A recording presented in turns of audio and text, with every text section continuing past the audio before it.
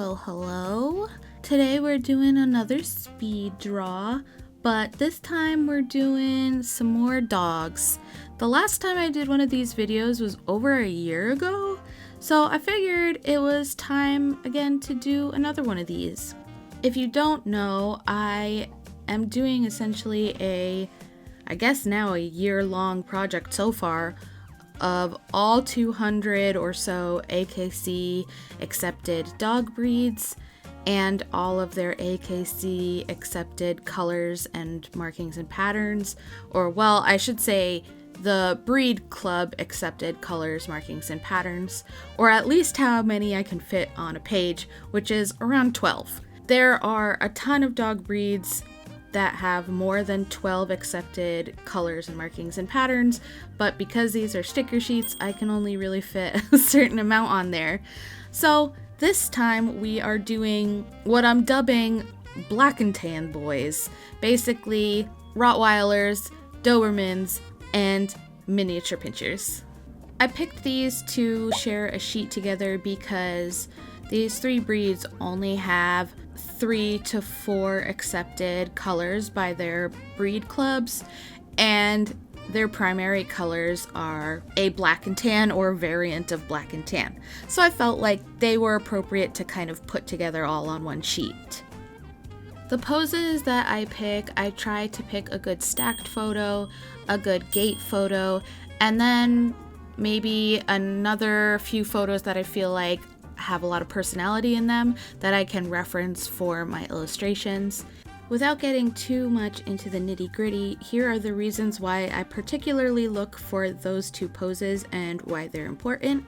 A stacked dog or stacking a dog really means that for the most part the dog is standing square, forelegs perpendicular to the ground, rear legs from hock to pastern perpendicular to the ground, and every breed kind of has a specific look for their stack usually.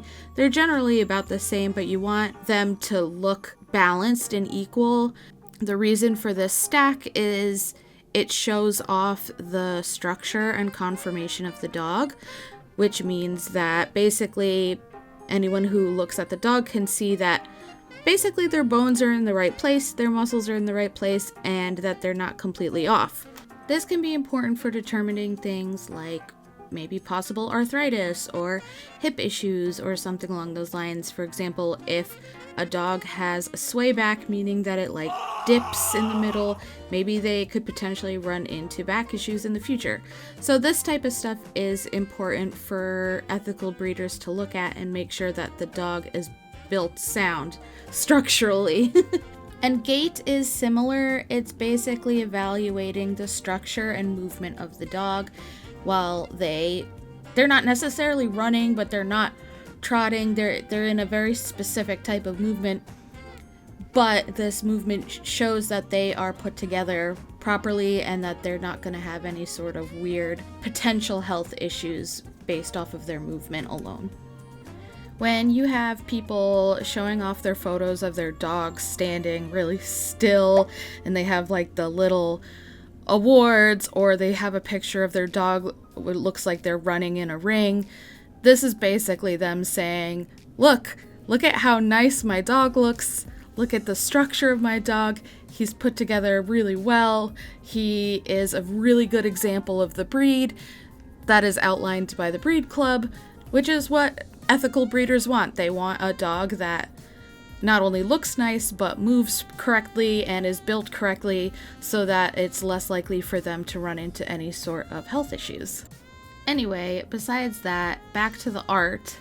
I always seem to have a little bit of a harder time kind of like chibifying or like simplifying and making the larger and longer limbed dogs look kind of cute and cuddly, and the only other word I can think of is chibi, versus small breeds because they kind of have more exaggerated features in general that are easier to kind of simplify and make cute. I feel like the larger dogs are harder because it's hard to kind of get the sense of their scale and retain that scale while still trying to be like cute and small in an art style. Does that make sense?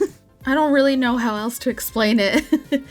I just want to explain it like, small breed easy to make small cute squish, but big breed harder to make small cute squish. That's the only way I can explain it. Anyway, I am in general a sucker for a black and tan dog. One of my dogs is a black and tan Pomeranian, and I just think it's such a cute patterning because I really love their little eyebrows. If you have a favorite coloring for a type of dog or cat, what is your favorite? Let me know down below.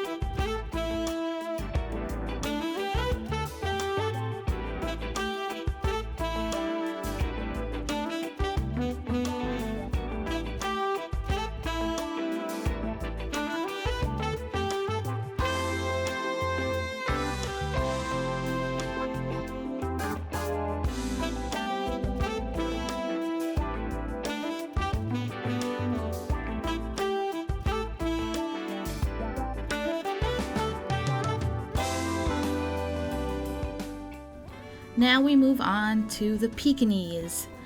I have fallen in love with this little gremlin creature of a dog.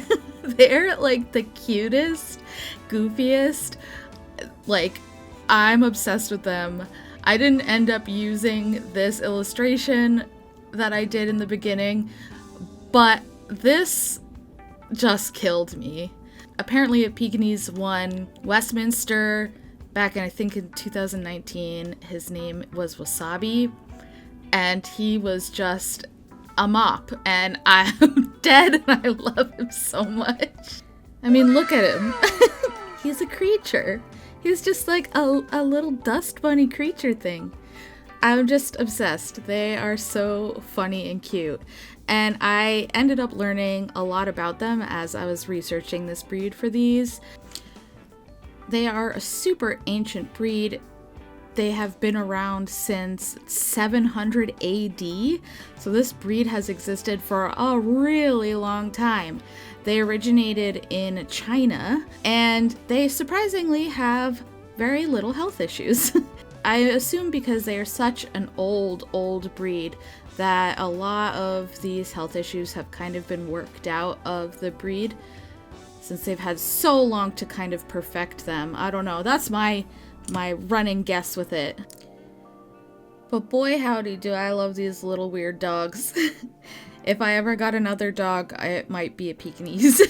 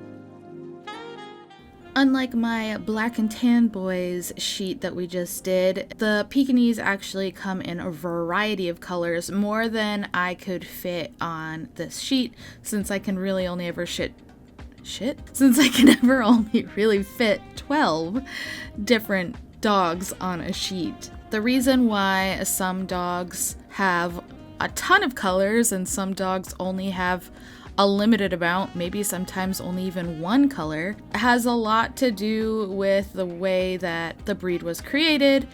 And also, weirdly enough, a lot of coat colors also can affect health. For some dogs, it doesn't affect health, and for other dogs, it does. There are some dogs out there that naturally carry the merle pattern, and merle right now is very much a quote-unquote fad color and being introduced into a lot of breeds through backyard breeding. Oh no!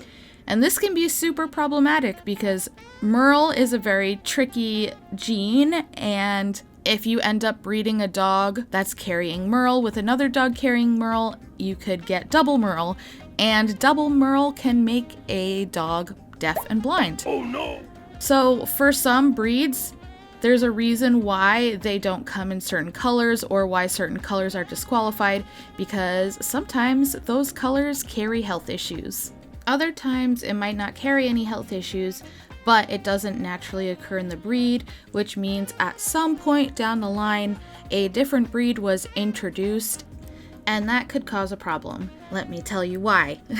It is because if another breed was introduced at some point down the line, a lot of these breeders who are trying to produce purebred, reliable dogs don't really know now what they're getting. You've just introduced a whole new gene pool, which can sometimes be beneficial when done in a controlled way, but it can also be super detrimental because it can introduce new health issues, it can introduce new temperaments, it can introduce new structure. A lot of these things can be introduced into the breed that maybe the breeders are not trying to have.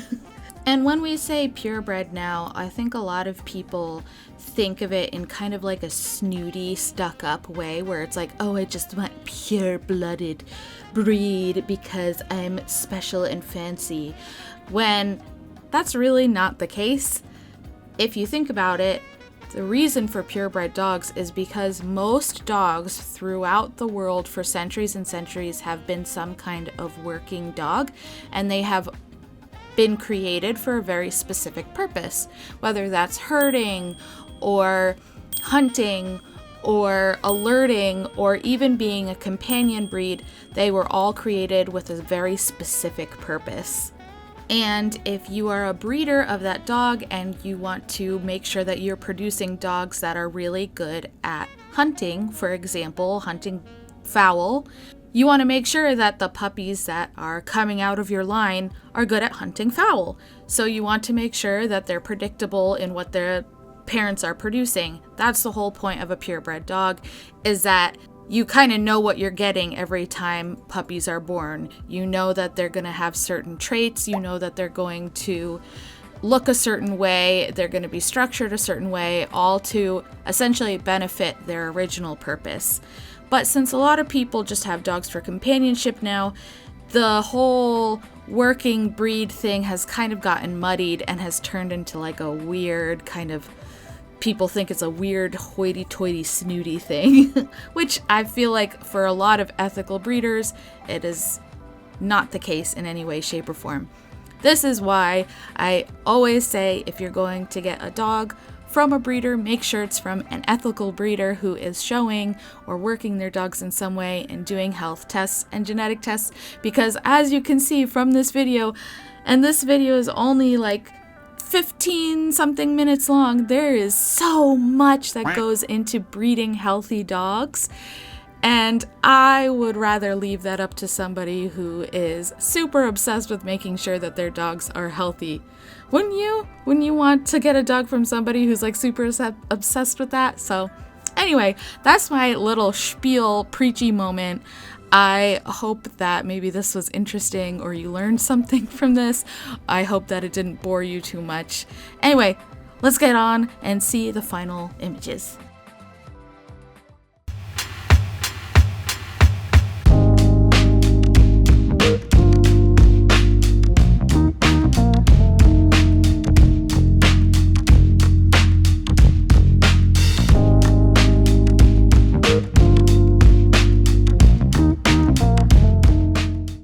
So that's the final images. This is the final 2 pieces.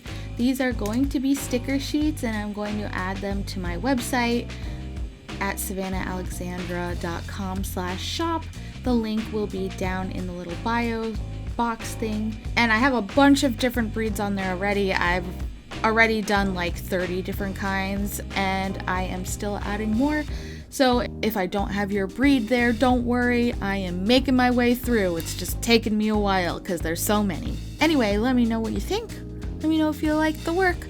And let me know if you like this little doggy info blurb stuff, or if you hated it.